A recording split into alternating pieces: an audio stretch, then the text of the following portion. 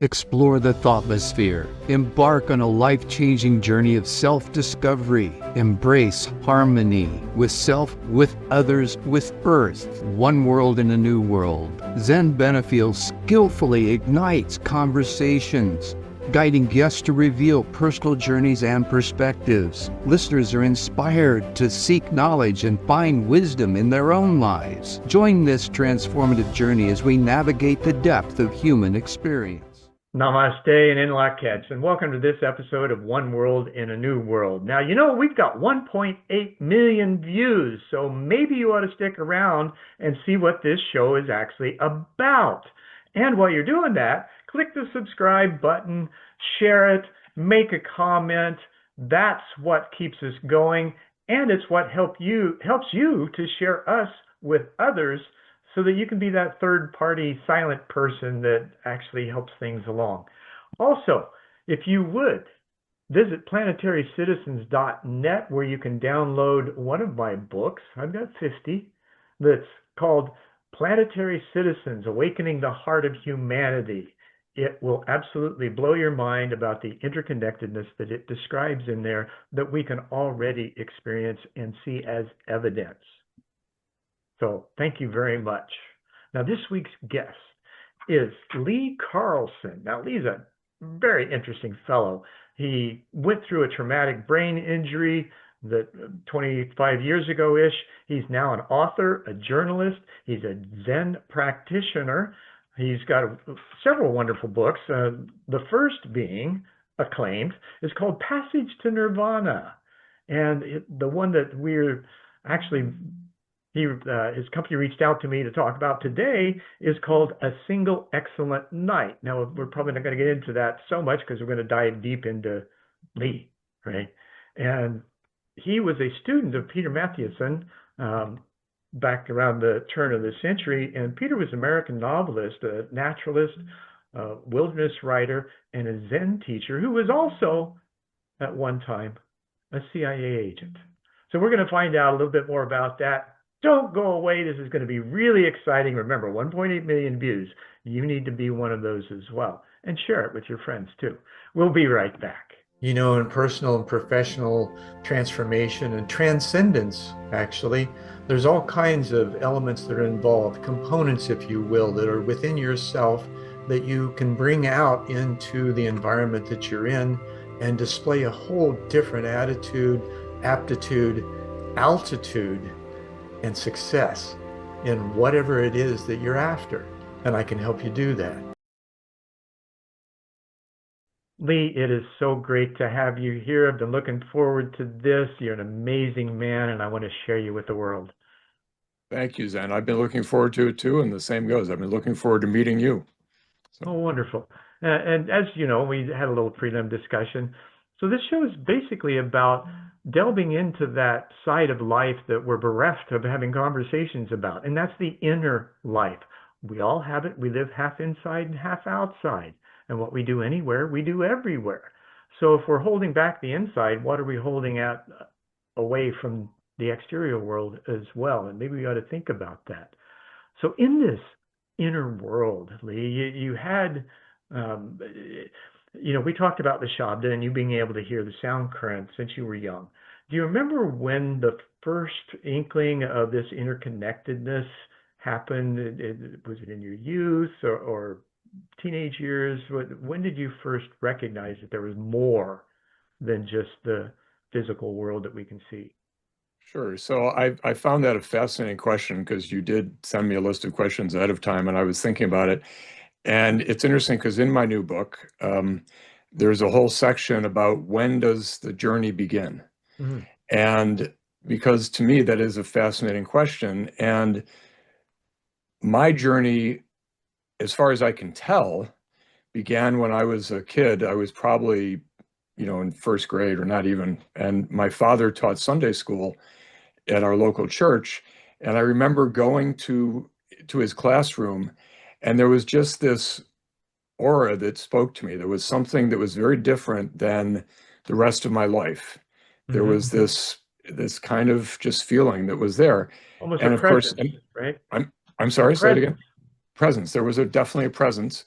And it wasn't my father's presence. It wasn't the other kids. I mean, I look back now, the kids all seem so old to me. They were probably like in third grade or something, and I was, Right. in kindergarten. But there was just a presence in the space, in the room. And that's my first memory of really knowing that.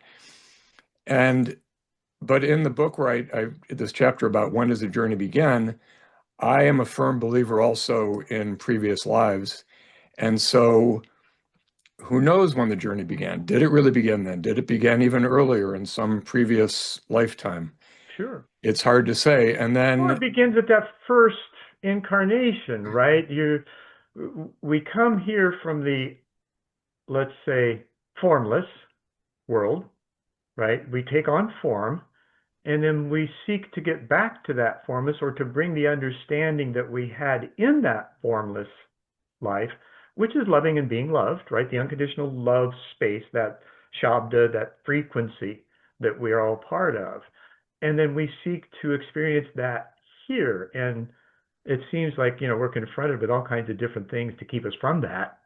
And sometimes we succumb to that. And we could succumb to that for several lifetimes in yes. various levels, until we finally reach that, oh gosh, what have I been doing this for?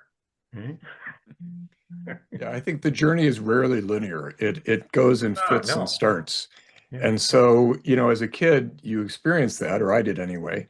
But then for whatever reason, you're talked out of it, or you just talk yourself out of it, and then you go on your way, and then, and then it's high school and girls and whatever. And then, and then you have another experience that sort of goes, oh, maybe, yeah, this is happening. And besides Peter Matthiessen, my other teacher was my aunt, who was Joanna Macy, who a lot of people may know. Um, and she was a Buddhist. And I remember as a kid, not as a kid, when I was a teenager, meeting her when she came, because she didn't live where we lived. And then, same thing, she had this presence. There was something about her that you just looked at her and you went, wow, whatever she has, I want it. And it was that unconditional love that you talk about too. I mean, she's just radiating this presence, which is a presence of unconditional love.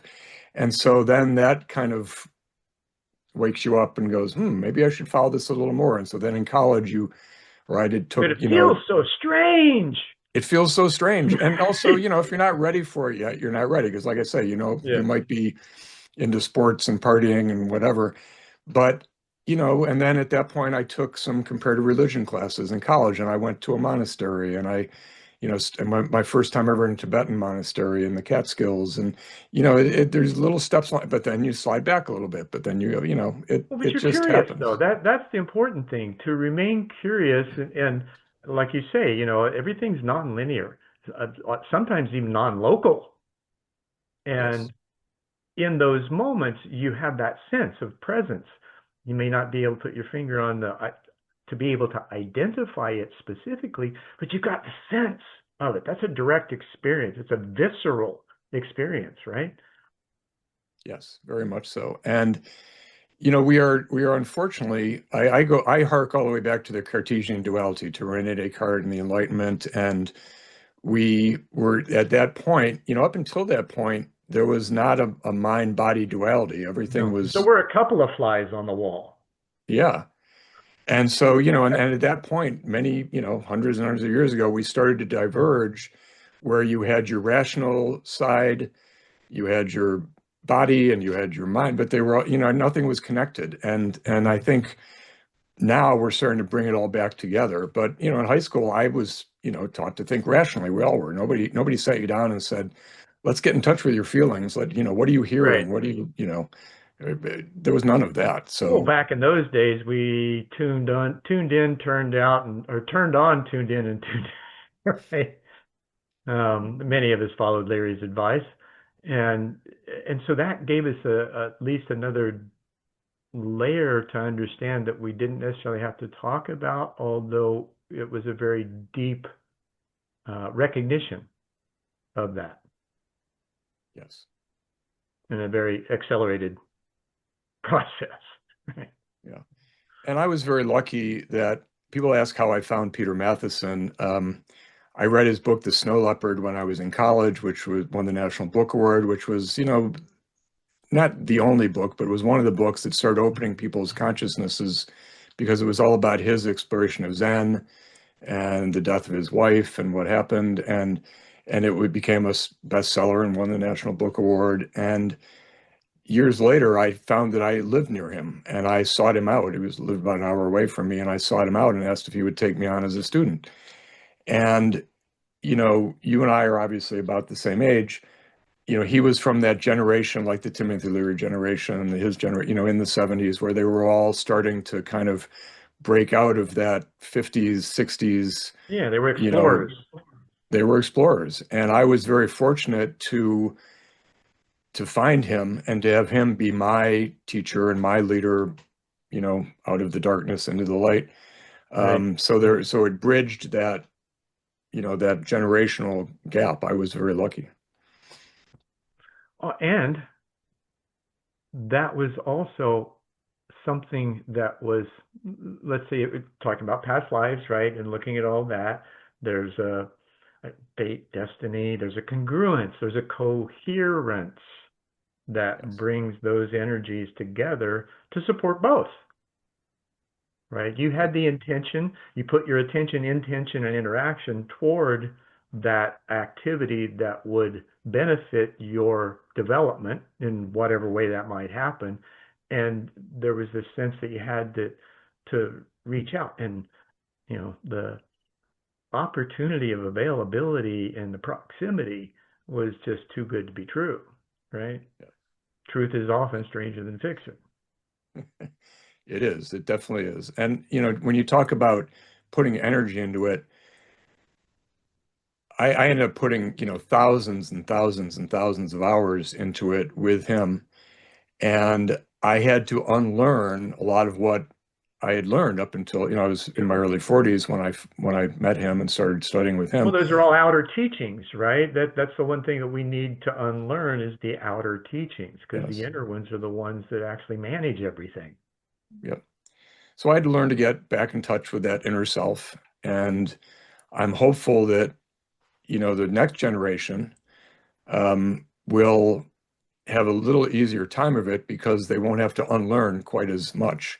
Sure. And they will have already been, now back in the 70s, my mother taught yoga, but she was an anomaly. I mean, there were hardly any yoga teachers. And now there's a yoga studio on every corner, which is wonderful, and everybody does yoga. And Absolutely. so, Yeah, yeah. I'm hopeful that, you're, as you're doing, raising consciousness, and we're moving towards a different consciousness, that the younger generation will not have to unlearn as much as we had to unlearn. So, Hopefully, and that's the hopeful for guys like us. We've reached this point of maturity where we can see a lot more than we did when we were younger, and all we want to do is share that. And hopefully, there are those who are asking, but like teenagers usually, right? They think they know everything, and they run into the wall, and they finally get their heads bloody before they start asking questions.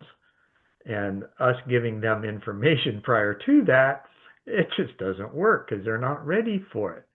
yep. Now, in this process, I want to go back to when you were going through the transition from teenage into your early adulthood. What were some of the things, some of the challenges that you faced in being able to speak with others and to have them be able to actually hear you without the filters in place? So I think one of the challenges is just finding a group of like-minded people. It's easier now. There's more meditation groups. The whole, the word mindfulness wasn't even on people's tongues when I was a teenager. Who'd have heard of mindfulness? Nobody Oh, knew what yeah. that was. Emotional intelligence as well, right? It was Yep. back in the 80s, it was called interpersonal skills. Yes. And, I was in the aerospace industry then in charge of $7 million a month in shipments. And I treated people like I wanted to be treated, which was loving, right? And as a result, sailed to the top of the production charts, unaware that it was happening. I was just enjoying what I was doing. And I think maybe that's something that we miss, right? We're too occupied with trying to control and manipulate our environment, our surroundings, the people around us to get what we want or think but we need to do that in order to make sure everything's right. How I did also, you? Yeah. I didn't know you then, obviously, but I would guess that you were giving something off. You were also, people related to you in a way they didn't relate to other supervisors or salespeople or Oh, whatever, I could go anywhere and talk to anybody. I still can. There was when I was doing my first show, we were sponsored by the Christown Lions Club. The Christown Lions Club president had watched me and things that I was doing, working with developmentally disabled adults, doing things for the city, putting on events. And he says, Zen, you can go anywhere and talk to anybody. You can talk to a homeless person the same way you can talk to a CEO. And I never realized that. I just see them as people, right? And there's something in common that we have that we can share in that. We all got 2 eyes, 2 ears. Most of us do anyway. Uh, and it's this naturalness. Let me ask this question. What did you find to be this natural state when you began to eliminate the fictitious ones or the ones that you had created with the mental perturbations that I'm sure Peter um, helped you realize? I think you find a truthfulness in yourself. I think that, as you say, you start to drop some of the other masks and the other who you are. And I found that I could talk from a place of truth that I didn't have to think about. It just naturally arose. It's sort of like the apocryphal story about George Washington. I cannot tell a lie. I mean, you just can't. You just start to, Right. as Peter kept saying to me, I mean, it's easy because my name is Lee, so it rhymes. So Peter kept saying to me, be Lee, just be Lee, be yourself. Yeah, that's my middle name as well. Oh, that's nice. That's great. But yeah, I found that I started to just feel natural. And I act natural. And Mhm. like you said, you could just talk to people. It didn't matter who it was. And you could do that. To go back to your previous question about, the barriers that were in your way, I married a woman who was raised in a very Catholic family, and her aunt was a nun. And I mean, she was very Catholic. And she was rebelling against that upbringing because it had done a lot of damage to her. She had gone to a Catholic girls' school, and she just, The fear, guilt, and shame game, right? yeah. And so when I started to, we met when we were in our late 20s, we got married in our early 30s. And so here we start, in our late 30s, early 40s, I start telling her that I want to start exploring this part of myself. There was a lot of resistance there Oh, because no she doubt. was afraid that I was going down this sort of cult-like, religious Mhm. path. And so I had to take my yearnings and sort of put it in a box and put it on a shelf, so not to, cause too much strife in our marriage. The marriage ended up not lasting anyway, and when it fell apart, it gave me the freedom to really explore that side of Right. myself. But there were Now, I Yeah, was there are going to just ask lots of barriers that are thrown up. the noticing of, now here's the difference in a vibrational field, right? Perfect example of it. And it's not a good or bad thing, it's just a thing, right? Because you respect the individual wherever they are, whoever they are, however they are. The coherence factor is a different story because that's a natural one. And either it's there or it isn't. And if it's not, it tends to want to dissipate or disengage over time. And your example is my marriage the same way. My first marriage the same way too. Um, Now, how do we recognize that and be okay with it and not force that disengagement and just allow it to naturally happen? Because most of us we can't do that, right? We recognize it and we want to go to battle. Well, that's not a good thing either, because you both are still wanting to love and be loved. And there's a different way of doing that when there's not a vibrational compatibility. How did you handle that? What was the? Um, I'm just curious because I think you probably handled it fairly well. So the way I handled it physically was meditation.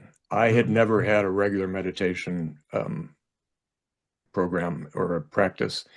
And when I had dabbled in a little bit, I lived in Manhattan. I was a journalist in Manhattan. I'd gone to some Zen centers, but again, was causing vibrational difficulties between me and my wife, and so I stopped.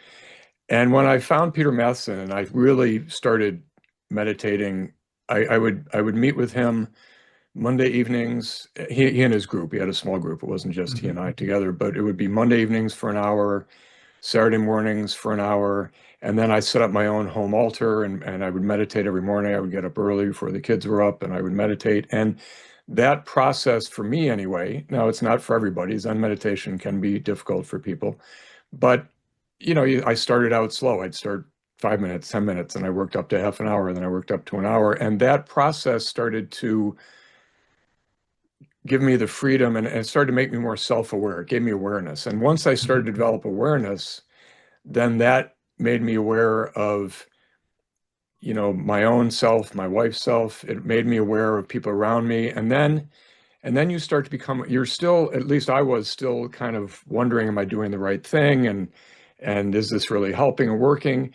But then the universe would give back to me these little moments. For example, after my accident, I was living with my father because I couldn't drive, I couldn't walk. He was taking me to the hospital and stuff and for therapy. And I heard him on the phone one night with my aunt, who was very conservative. And I could hear both sides of the conversation because I think he had her on speakerphone or something. And she's saying, I'm worried about Lee. Is he in a cult? What's this Zen stuff he's doing? And my father, to his credit, said, I don't know much about it. I don't know what he's doing, but I know it's giving him a lot of peace at a difficult time in his life. And I heard that and I absorbed that. And I thought, oh, okay, so it's not just me. Here's the world outside looking at me and seeing this. Then when I was in marriage counseling, which ended up, we didn't save our marriage, but I learned a lot from it. And I remember at one point the therapist looking at me and saying, "You're really handling this really well, much better than most people. Like you're handling this very difficult time in your life with amazing calm." And so again, I heard that, and I said, So "Okay, here's the world mirroring back what I'm feeling." did you find, when did you recognize that it was your attachments to outcome that you were releasing that gave you the freedom to allow this process? Oh, I think everybody's different. Some people have these major epiphanies. I didn't have that. Mine was just slow over time. It just kind of grew on me. So there wasn't like Perhaps one because moment where I the was kind Zen of went, practice. yeah, there wasn't one moment where I went, aha, I'm losing my attachment. It just kind of developed over time. And one day I was realizing like, oh yeah, I'm not angry. I'm not You're not attached to the triggered outcome. anymore. I'm not triggered anymore. Right, exactly. So, yeah. Put that gun away. Right? And you're right. That's how it happens. It's the subtle, over time. Occasionally, there's an aha moment when something really clicks that you had been working on. One of those things that resists and persists, right? That we find, and it's like, oh, that's what I was doing. Okay, now I know to change. Right? It's that awareness, that self-examination and self-awareness that allows you to adjust your choices, which is really kind of what it boils down to, right? Right. Your choice in And every moment. and there's still self-doubt, at least for me there was. Oh, And absolutely. every teacher I've ever had said doubt is part of the path, is part of the process. You should be doubting and questioning things. So Test the truth. That's the only way you'll find it. All right. And in order to do that, you have to doubt it to begin, even if it's yourself. However, do you find that your experience is really the only foundation of truth that you have to go on?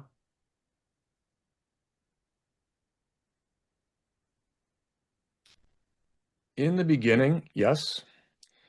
However, I have gotten to a point where the self drops away. Mm-hmm. So it's no longer about my experience. It's more about being connected to everything around me and what else is out there, and it's more universal. Sure. So It's still an experience, though, right? it's still an That experience. whether, because the first version of that, as I hear it, was more ego-centered, Yes. right? Self and getting needs met. Where the second version, which is the inner one, is more about just being aware and available, not knowing what's going to happen and still just wanting to show up in your best, Yep. right? Whether Being it's your available birthday is a good suit word. or a three-piece, it doesn't matter, right? I like that way of putting it, being available. Yes, you're open and you're available to whatever comes in. You're available to others. You're available to help others, Mm-hmm. and be there And for willing, them. And at a certain point, hopefully you get to a point like my Aunt Joanna, who was giving something off. Hopefully I'm giving something off, and people, they feed off that. They take it in, and it helps them in a way too. well, So absolutely. That's the whole purpose of why we're having this conversation, so people can hear us take in what rings true for them, re-examine how that might apply into their lives, and benefit from it, hopefully without having to go through the turmoil and trials and tribulations that you and I have gone through in order to gain that. Although there still will be some, because you don't really lock in the understanding without that side dish of trauma, if you will. I think there's always going to be turmoil, at least for those of us in the West, because unless you start this right out of the womb, you're conditioned Mm-hmm. to think certain ways, to act certain ways, to feel certain ways, and you end up leaving a lot of that behind. Right. And Right. so that's a very earth shatter. It's very difficult. I mean, it's Mm-hmm. very. Some people have, some people have a lot of trouble with it because they're losing their sense of self that they've built up for 30, Sure. 40, 50, Right. 60 years, and to have to give up who we think we are and to give up that sense of self can be very difficult sometimes. Absolutely. Now, you mentioned, being a journalist, and I love it. And you've written for some high visibility. Time, I think, was one of them, Los Angeles Times. So you've been in this programming for a long time. When did you first come to realize that these instruments were being used in ways that were keeping us from, I'll just say, ascending into a new order or a new living awareness? It was after a couple. I'd been in study with Peter Matthiessen for a couple of years. It took a few years to really get to that point. And again, a few years of really serious meditation every day Mm-hmm. or almost every day. I won't claim that I did it absolutely every day. I fell off the wagon sometimes, like we all do. Oh, yeah, Um, we all take breaks. right. But there was a shift. There was a shift in consciousness after a couple of years of that, and it's not just the meditation. I always tell people it's also having a good teacher, because you can sit at home, you can watch videos, you can, read books, and it's helpful. There's nothing wrong with that. But there were moments when and it wasn't just Peter, there was another woman at the Zendo where he taught, named Dorothy Friedman, who was sort of his right-hand person.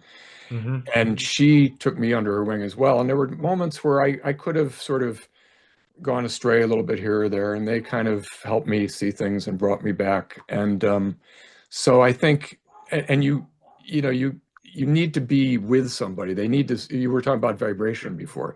You can't sense that vibration over a Zoom call or through a book or a video. You really, at a certain point, you have to have a good teacher that senses your vibrations and knows in which direction to point you. Oh, I've lost your audio. Oh, sorry about that. Oh, there you go. So I would politely disagree with that inability to feel someone over a Zoom call, because it's all electronic. We have access to everybody. There is no material world, right? It's all energy. It just depends on how sensitive we are to it. Like you, I think in my early 30s, I met a gentleman when I was doing my first show. His name was Kai D. and he was the original Wo Fat on Hawaii Five-0. Well, we Oh, see him playing all kinds of gangster parts, and he did so in right. Manchurian Candidate as well. But he had a doctorate in theology, Hmm. and he was a rector for a Taoist sanctuary here in Tempe that I became part of. So I had, that relationship with him for a time, and wow, what a difference! In speaking of the Tao, as there's two points of recognition, if you will. It's an experience is either desirable or undesirable. And that's about as simple as you can get. Feeling it on a vibrational level, your body's going to register, oh, this is comfortable, or this is cool, or this is kind of edgy, but it's fun, right? And as opposed to, oh man, that just doesn't feel good at all, right? And these are the kinds of things that I think we miss in noticing how our body is feeding information to us. Because we just I stand stuck our corrected. way I through. think you're absolutely right because I'm not a big Zoom user. I'm just starting to get into it. Mm-hmm. And but what your viewers are not seeing is before we started rolling the tape, so to speak, you and I were talking, Yeah. and I immediately said to you, I said, you and I could talk for hours. You and I have a connection to vibration. So you're absolutely right. I got that. I've never met you in person, but somehow through the screen, through the Zoom call, you and I connected and knew that yes. So I stand corrected. I think you're right. Okay. I would prefer you sit, but that's okay. Yes. You got to have a sense of humor. You can't take yourself seriously or really be miserable. And self-effacing is always fun to do because it's just part of the process. The ego needs to set aside. Not that it's not a wonderful thing to have, right? Because it does have a purpose. There's no ego without we go. And when you can align that, then everything works. That's the whole thing about servant leadership, right? You look at who you can help, and like Dale Carnegie, right? Help enough people get what they want, you'll get something. Or was that Zig Ziglar? One of the two. One of those, Um, right? but that's true, right? That's the reciprocal energy of love. Now, how did you, as you came through and out of your engagement with Peter, what were the changes that you noticed in your writing as well as in the world around you? Because I would imagine your writing probably your journalistic writing shifted a little bit. What was that like? And did you notice it sooner than later?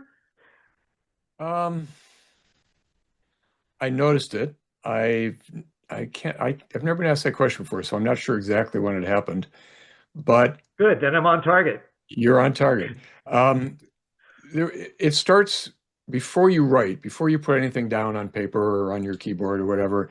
It starts with what you take in, and it Mm-hmm. starts being a good journalist. You're asking questions. You're being aware. You're looking around you. You're taking Being in, objective as possible. being objective as possible. Yeah. And I think when I first started noticing my work process changing was when I became aware that I was becoming more aware. And I would either and my note-taking process, a lot of work I did was in the field. So, for example, I was doing a story for Newsday. It's the largest newspaper that's not in a city in the United States. It's the Long Island newspaper, Mm-hmm. and it's got the same readership as the Times and places like that, but it's not associated with a particular city. Anyway, I was doing a big feature article for them on these scientists who were trying to restore the marshes on the east end of Long Island. And so I was out in the field and with them, in boots walking through marshes and stuff. And so I take notes in a little hand notepad. And then sometimes I take notes on a tape recorder and I get back to the office and I type them up and then I call them up and ask them more questions and whatever. Anyway, I just started to notice that I was noticing things like before I'd been in the field and I would just be talking to the scientist and I'd just be focusing on him. And now I was becoming aware of everything around it as well. I was making notes of, the marshes and the cattails and the birds and the fish and the sky and everything. And it was all, coming together as one. And I was also becoming a much better listener. I was listening to what the scientists or whoever I was interviewing at the time was telling me, and I was remembering it better, and I was getting it down in my notes better. And so the articles just came out better. Sure. I didn't start writing them as like from an Eastern viewpoint or something. I still was writing No, no, as a no. Western Well, journalist, but yeah, it's as you said, and here's what I heard you say, I believe, is that when you had this shift in awareness, you really had a shift in awareness. You were becoming aware of everything around you much more so because you were quiet enough internally to give it your attention rather than think your way through that system built on vibration, right? We got to sense our way through. And so in that place, you were able to perceive that greater awareness and then include that as part of your pieces. I think that's a phenomenal um, self-awareness and self-examination process that you went through. And thank you so much for being able to articulate it that well. and you also are quieter inside because you've given up those preconceived inner voices. I Mm. used to go into a story with an idea of what the story was going to be about, and I had these inner voices, and blah blah blah. But when you truly go at it from a place of not knowing And curiosity. and curiosity, and those inner voices quiet, and then your inner self quiets, and then you can hear more that's coming in from the outside, and you're not hearing so much what's coming from the inside. Hmm. And I find that to be very fascinating. I want to jump back to one thing real quick. Sure. I can't remember who it was, but either Zig Ziglar or Dale Carnegie was a they were a management consultant in Japan. And one of That's my John favorite Deming. John Deming, yes, Yeah. yes. And one of my favorite Japanese sayings from because my training is in Japanese Zen from It Peter is because he's John. so in Japan. Yeah. Um, but they have this saying that to take is really to give. Like to allow somebody to give you a present, right? Is a way of giving back. Hmm. So it's that whole idea that you brought up before with them of like, if we give enough, we get something back. And if we, it just, it's all circular and interconnected. Sure. Oh, It's not just Deming, giving and taking. when he went to Japan, the big three. So he went to the auto industry and changed the course of Yes. their history Yep. with his principles. He tried to do that with the big three here in America, and they just basically said, "Yeah, go away." Yep. And then he proved that that was valuable. Um, why don't we? Why do you think we have less awareness or less um, focus on quality and So process? it's fascinating. I just reread because I think it was the 50th anniversary or something. It was Zen and the Art of Motorcycle Maintenance. Mm, And I'd forgotten how much that book is about quality. His whole thesis is about quality of right. that book. And it got me thinking about the idea of quality.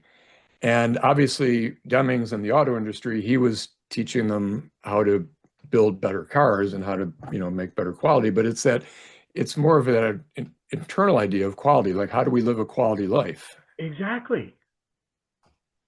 And And Japanese were set up for that because they already were in a mindset of the rigors of training, right? And their history, their cultural history was very proper, very um, what's the word? Appreciative, right? Where ours is like we, snatch and grab and don't care anything. It's not how right. we do it sometimes. Yeah, so to answer your question, I think what gets in the way of that is the Western, especially American emphasis on the rugged individual. The Japanese are and Chinese and the whole Eastern thought process is very much more focused on less ego, more community. Hmm. And we've had this, the icon of the Western cowboy, the rugged individualist, and that whole ideal, that's been the American ideal, and it has kept us anyway from, in some instances, not all instances, because, for instance, we really came together as a community in World War II over a common Sure. foe, but But I do think that we need to, in the West, and especially in in America, need to learn more to focus less on me, and the individual. I mean, that's nothing new. Everybody's, it's all about me. I'm not the first person to say that by any means, but I do Well, think it's still an ongoing, I'm just another you, so we might as well focus on me. right. But I do think it's an ongoing process, and it's one that we Absolutely. still are unlearning and hopefully learning something new. I do believe that's happening, and especially, as we mentioned, the maturation process of humanity and just the openness that we've recognized over the last 30, 40 years that we've been aware. And especially coming out of COVID, it seems like, there was a lot of, especially between 2005 and 2015, there was a boon in like a bubble, right, in the awareness category. And then COVID came around and it gave people the opportunity to self-obsess on hygiene, which is going to turn inward ultimately because that's a behavioral mod. And then you've got the sequestration. So now you don't have anybody to talk to except yourself. So the self-examination took a foothold. Now, not everybody did, right? The majority probably still, we want things back the way they were, and they're still trying to get there. And then there were these others that said, maybe this is a time for me to re-examine myself and figure out what I truly believe in and would stake my life on, and then reinvent myself accordingly. And it really isn't reinventing, it's just remembering who you really are. And Would it's a you real agree with paradox that? because to get to that point, you start by being very egocentric. You focus on yourself. Yeah. And so you do that, but then by doing that, you end up going outward and sort of losing the self and looking at more who you want to be. I want to say one thing too. I was reading a fascinating article before our chat that I just happened to stumble across. It was in today's, I don't know, I get the Apple News feed and not even Okay. sure it was, National Geographic or something, about one of the things I learned from Peter Matthiessen, and I already knew, but it really was brought home, was not just egocentricity, but Homo sapiens centricity, that we Mm-hmm. need to go outward beyond our species. Peter was a great naturalist, and he was known, he wrote books on cranes and tigers and the snow leopard, and he wrote a book called Wildlife in America, which was the first book looking at how native species are disappearing. And that was he wrote that in the 60s or something. Anyway, so this article that I was just reading, what was fascinating is that thanks to artificial intelligence, there's one particular group that's using artificial intelligence to decode whale language and to start to understand what whales are saying to each other and to us. And they're starting to do it with some other species.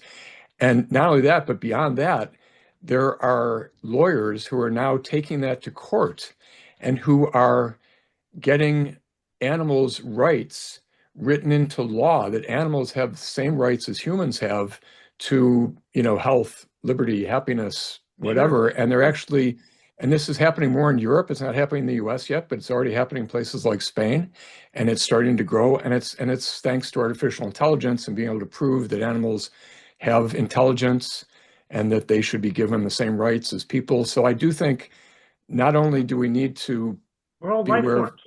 yeah, of all life forms and our connection. I love, you have the planet up behind you, and we need to be aware of our total connectedness to everything on the planet. Well, this is what Planetary Citizens is about. I picked up on Donald Key's work from the 70s. He was Youthfont's speechwriter. Youthfont was the Secretary General of the UN at the time. And Donald and a group of people, Norman Cousins being another one, started Planetary Citizens. And they were talking about a borderless world. That was certainly not the time to be talking about it. Right? So it didn't go over that well and eventually dissolved. Well, then years later, I got tapped on the shoulder to look up the domain for Planetary Citizens to see if it was available. I'm thinking, it's going to be gone. Well, sure enough, it was there. This is 2012. And so I snagged it and I built a site referencing the world servers at the time.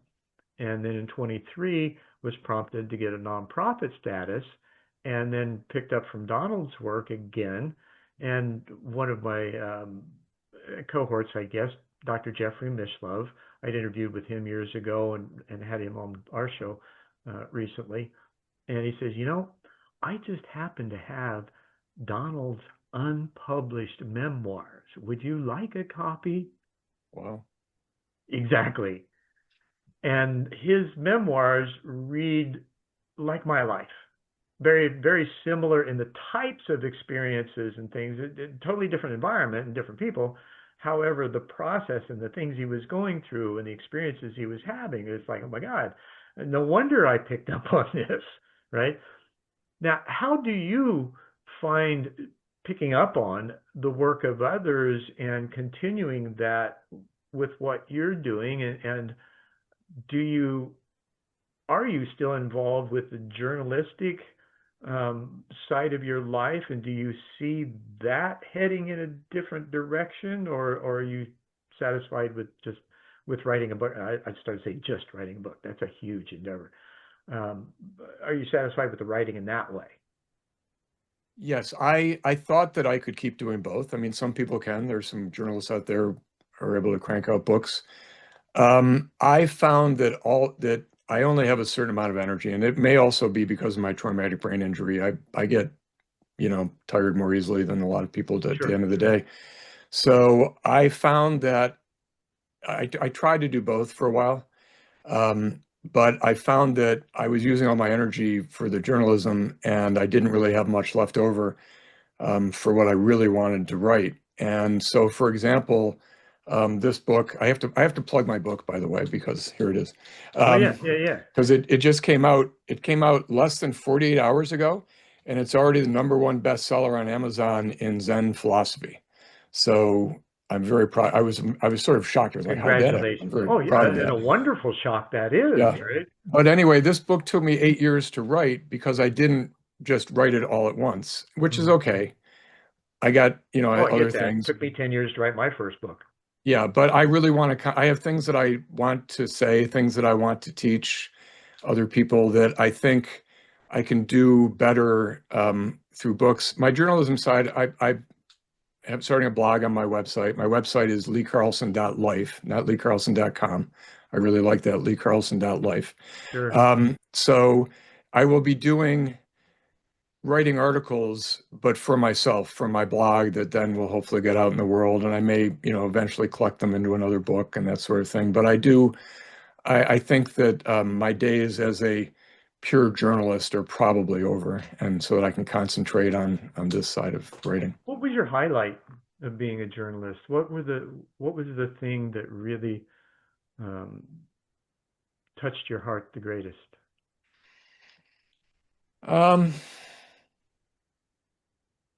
I think, believe it or not, when I talked about Newsday before, I had a really good editor there who would let me do whatever I wanted.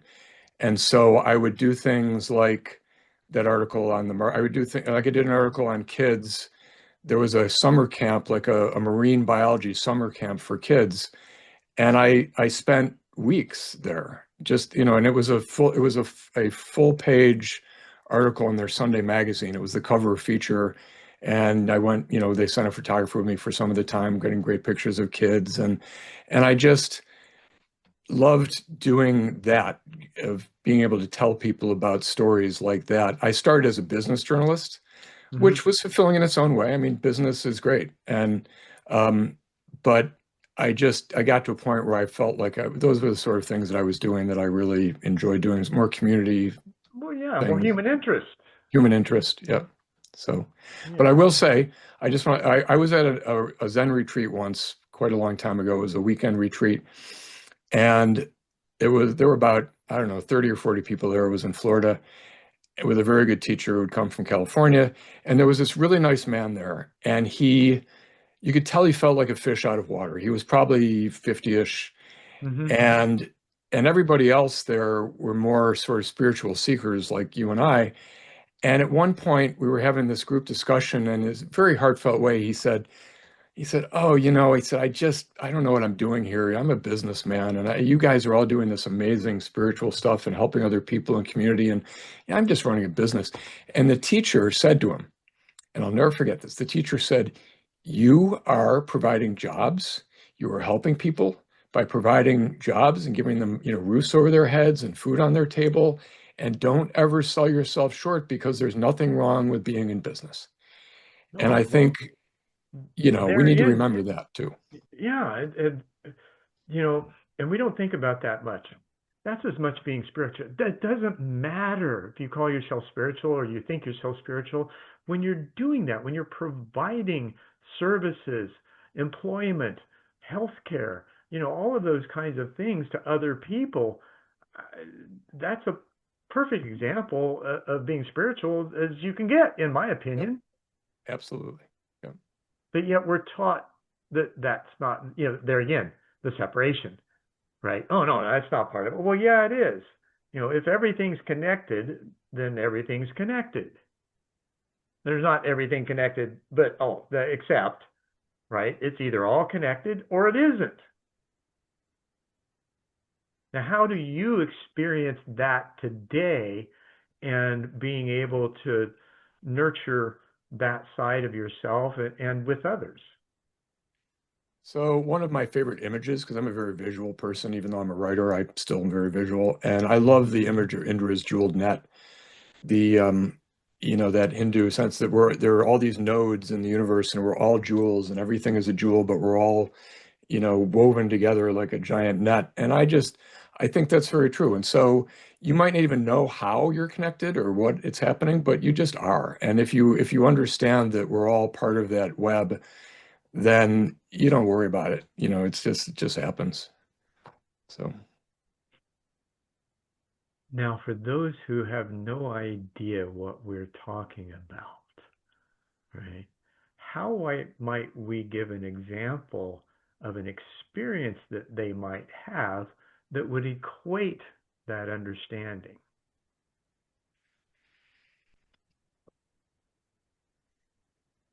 oh, let's see. I'm trying to think of something from my life today. So, well, for example, the example that I gave about my book, I never expected it to be a #1 bestseller already after 2 days. Mm-hmm. And that means to me that there are people that are buying it and reading it, and that they're going to get something out of it, people that I never have met, probably never will meet, maybe. And yet, the thing that I'd been doing for the last 8 years, that I often wondered if it was worth, should I be doing it? And, a lot of writers have that, Eight like, years is a long time. yeah. And now it's out, and then you worry, is it going to find an audience? And now it's finding an audience, and now it's, a #1 bestseller. And now here I'm talking with you, and there are 1.8 million people hopefully watching this, We've got and 1.8 million views. I would 1.8 love million to have that views. on one show. That would be Right. phenomenal. But well, you Record never know. breaking. We can hope. And Yeah. so it just happens, and it just kind of, and you just have to keep doing what you're doing, and then who knows? I've had a number of people say to me, my aunt Joanna, who I mentioned before, right? She's not as well known as Peter, but she was very well known in her own way. She was one of the first Western women to study Buddhism, become a Tibetan Buddhist nun, because she was Mm-hmm. in the Peace Corps in India in the 60s. And so she went up to into the mountains to help the refugees who were streaming out of Tibet because the Chinese had invaded Tibet.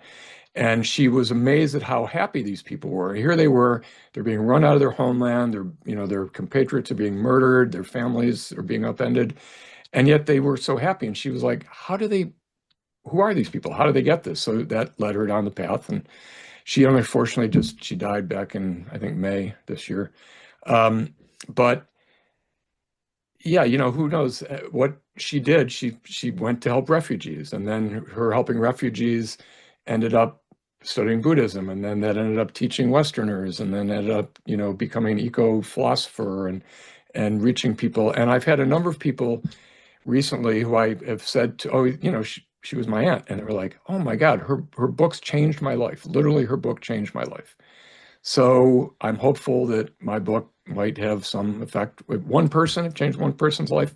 Great. Two Well, people, yeah, even better. that's what we just hope that one person will hear us and their life will benefit from it. Yes. Yeah. And, a lot of that, um, so let's dive back in to the cathartic side of things, right? Because I really think that's as much about our writing as our desire to share it with someone else. I mean, we go in the intent with, oh, I want to share this information. However, as we're developing it, there's this almost continual catharsis that takes place. What was it like for you?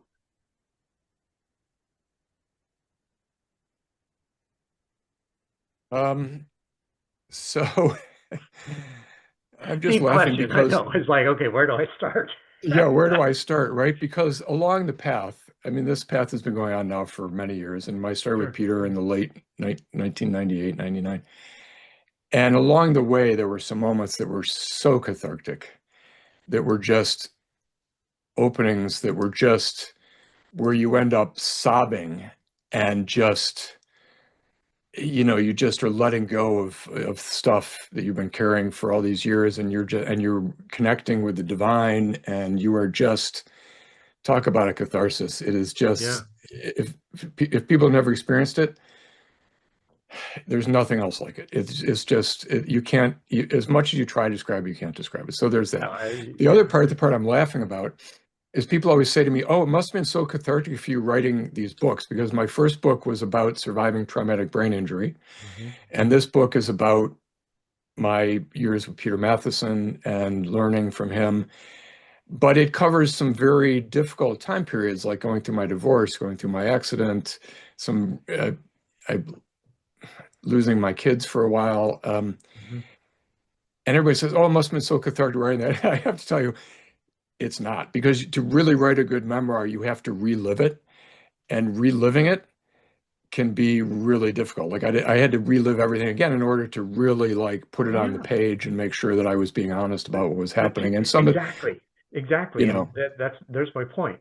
It's like having a counselor. It doesn't matter what they say to you, it's the questions they ask and you listening to yourself in response, because you've got that observer that's paying attention and it's going, nah, nah, well, no, okay, yeah, you got that one. I don't know about this one, right? right. And that self-honesty, you cannot get away from it. Yes, the cathartic part, Why would I you mean, want to? in the end, it can be cathartic in the end, because you re-examine who you are and your values, Sure. and you say, okay, yeah, this is why I'm doing this, and this is good, and this is all good. The process of getting there sometimes can be a little difficult, but Oh, it's excruciatingly fun. excruciating. Yes. I don't you love that term? Excruciatingly fun. Yes, indeed. You can see how I'm laughing and enjoying our conversation. So it is excruciatingly fun. Oh Absolutely. yeah, yeah, and we share those realms. We know what we go through because it's a similar process for everyone. The details are different because we're individuals, but the process is the same. Yes. No matter where you are or what and that's the one thing that we know to be true. It's just, okay, now where do I place myself in that data stream so that I can enjoy the benefits of coming out the other end feeling more whole and having a more fulfilling life as a result. And I do want to say, because I'm laughing and joking and we're having a good time, but there's another side of this, which is you have to have a real seriousness of purpose. Absolutely. You at a certain point, there is a sinking in a gravity of gravitas. There is a recognition that that this is important. Well, it's your life. You better stake it.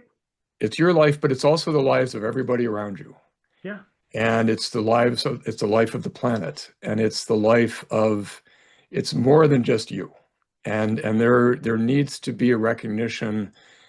And Peter was very good at this. He was very, he had this deep, gravelly voice, and there were times where he would just ground you and in seriousness, and make sure that you were not taking what you were doing lightly, because this is not to be taken lightly, this path. No, not at all. Not at all. So, And again, back to planetary citizens.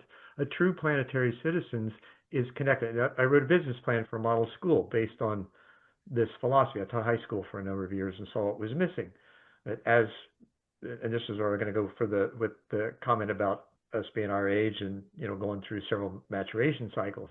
So we've got basically 5 different relationships that we have that the kids need to be aware of: body, mind, spirit, planet, and cosmos.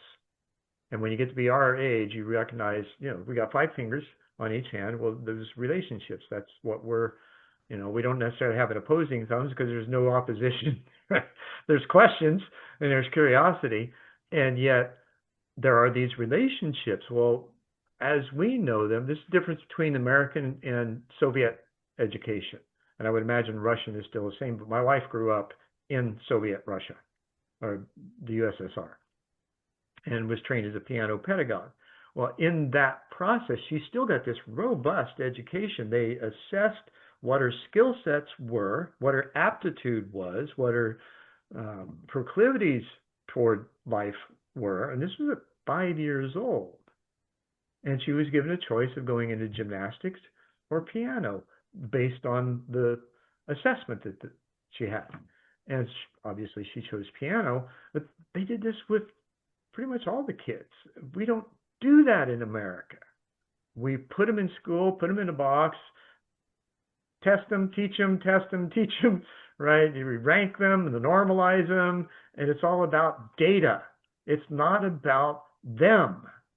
It's these are wonderful human beings that have so many abilities that they came here to share, and then we stifle them by putting them in a box and not give them the opportunity or support to really be an individual. And when they are, we either say they've got ADHD and we put them on drugs, or behavior problems and we put them on drugs, or some such thing, right? And kids that are smart that recognize that end up being mischievous and getting in trouble, and then they end up on drugs too. But so how do we get through this and move to a next level of being able to recognize the importance of how we treat our children and stop just talking about it? again, I come back to awareness. If we can teach adults awareness, and the way I learned awareness was through meditation. Mm-hmm. But I think, part of the big problem right now with kids is that we are putting them in boxes that have nothing to do with them. It's not even based on testing or anything. I mean, right now we're so focused on, there's all these, what are they, STEM schools that have popped Yes. up, because we think that the future kids have to be, engineers and math people, and they have to be technocrats. Meanwhile, the blue collar workers have disappeared. Right. There's And huge construction here that we don't have workers for. Right. And so we're ignoring that aspect of things. We're ignoring the creative side of a lot of kids. We need to be, if we can get adults to be more aware, and then be more aware of children as who they are. And so, yeah, this kid should be a ballerina. This kid should be a plumber. This kid should be a coder, a computer coder. This kid, but not say, oh, society needs more computer coders, therefore we should make all these kids computer coders. That's where I think we're falling short of our I would kids. take away that shitting on yourself isn't good at all, right? It's not you should do this or should do that. It's what do they have the natural passion for, right? This living, breathing being that just wants to love and be loved, right, has a genetic code and a spiritual code that work together, that have a built-in skill set that just needs to be developed. Now, how do we access that in ways that query the source and also give us relevant information so that we can formulate the assessment and then help them to be who they can be, and not necessarily in the Army. Yeah, I mean, I was lucky. I said before, my mother was a yoga teacher. She was before her time Mm-hmm. in a lot of ways. And so she recognized early on, because I was a big reader when I was a kid and I was reading, and she recognized that I loved words and books, and she encouraged that. And thanks to her, and other people, I became a writer. So I found who I was. I mean, that's who I was, and I was encouraged to be that person. I could have been in another family and they could have wanted me to be a doctor or something, and I would have been Right. miserable.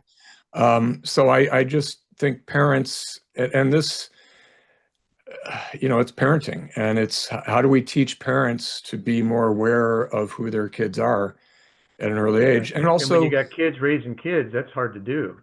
it is hard to do, and let them experiment too, because not everybody knows who they are at an early age. Some people don't Oh, figure it out till much later. So, let them try this, let them try that, let them, one thing I've noticed, especially in sports now, is when I was a kid, I was very athletic, and I tried all these different sports, and I had fun with all of them. But nowadays, they take these kids, and if they think they're going to be good at soccer, that's all they do starting at age 6. They don't get to play and do it. We need to let kids play and figure out who they are. we You need know, to let adults play. yeah, we need to let adults play too. Absolutely. we we get so serious about stuff, have fun, joke and play. If you're not having fun doing what you're doing, then you're probably not in the right place or with the right people. Yeah. Because you ought to be happy wherever you are, and including being challenged by your work to do and be better, because that's all part of it too, right? That's the joy that you have in the learning process, knowing that there's going to be an outcome. That's And I bring it back to your vibrational awareness, being aware of those vibrations in yourself, and Mhm. knowing when something just feels right. As Dorothy, my Peter's right-hand person, she was trained as a ballerina. She Oh, danced I thought for you were one going of to the talk. She clicked her heels. Yeah, right. She probably did as a ballerina. But she danced for one of the big companies in New York. She was very accomplished. And she always used to say to me, Lee, the body never lies. Listen to your body. Listen to those vibrations in your body. The body never lies. So if we can teach adults and kids to be aware and to listen to themselves and to trust themselves, and Hmm. and because my father's 92, and I was having an argument with him the other day because he's he's moving and he's feeling very freaked out because he's 92 and he's moving and Oh, things are moving too fast. And I said to him, Dad, listen to yourself, listen to your body. If it's moving too fast, slow let's take down. a few more weeks, take some time. Yeah, What's the rush? You don't need to move right away. We can take another month, whatever it takes. Like if it's stressing you out, and it's not feeling good, then it's not right. Let's just chill out a little bit and take some perfect. time. So, you know, Absolutely. And therein is the thing. You mentioned the feeling your body, right? You're probably aware of this indigenous philosophy, the three brains, yes. right? Old, it's probably as old as the Vedas, right? First brain's your gut, second brain's your heart, third brain's your head, and you process in that order instead of the reverse, which is what we usually do. We think stuff and shove it through our body and wonder why we're diseased. Whereas if you look at science now, there's more neurosensors in the gut than there are in the heart, and I believe there's a different type of neurosensors in the brain, but the sensory ones, there's like 40 million of them or something like that, 40,000, 40 million, something astronomical. They're there. We know that now. Well, that makes sense because we've always heard of the intuition and the gut feeling and all that, but we always second guess ourselves. We don't follow that first impression. Well, when we have that first impression, then we have the ability to bring it up to the second brain and decide, here's the Taoist, is it desirable or undesirable? And figure out where that is at. And then feed it to the supercomputer that can make better choices because it has relevant information instead of the bullshit we fed it. I always love when modern science discovers something. Like, that saying, trust your gut, has been around for, how many years? Millennia, my Yeah, grandparents, great grandparents, great, and it's true. I mean, there are reason that some of these sayings last and are real. trust your gut. And now suddenly we have the capability of actually inspecting the gut with, new imaging technology and tests and everything. And now scientists are like, oh, there's millions of like receptors there. Trust your gut. Always So been there, right? it's always been, This is yeah. the whole thing, that, oh, we're discovering. No, we're not discovering. It's already been there. It's been there all along. We're just figuring it out that, oh, it's been there all along. Now that we've got the science proof, then maybe we can back it up with our own behavior and actually trusting it a bit more rather than having having faith, right, or trust. Now we've got science, we've got proof, evidence. Now what do we do with it? How do we practice that evidence? That's why, I mean, I love Zen because it's 2,500 years old. Buddhism's 2,500 years old. Zen's 2,000 years old. And it's ancient wisdom. And to me, the things that have stood the test of time, meditating, ancient wisdom, just are true and they're important. And I love, and I do love, I was a science guy. I was editor-in-chief of Science magazine for a while. And so I love the fact that they're now putting electrodes on, yogis and testing people's brainwaves while they meditate, and they're going, oh yeah, we got that.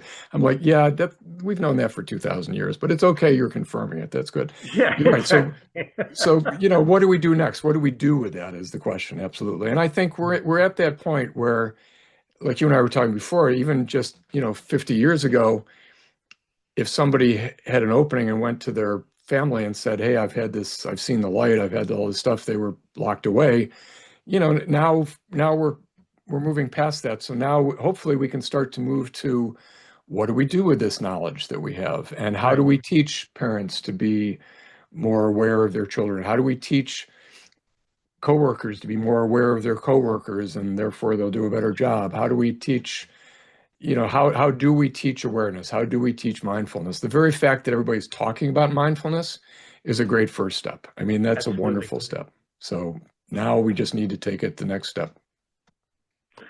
How do you see that happening? What would you share to others to encourage them to take that step?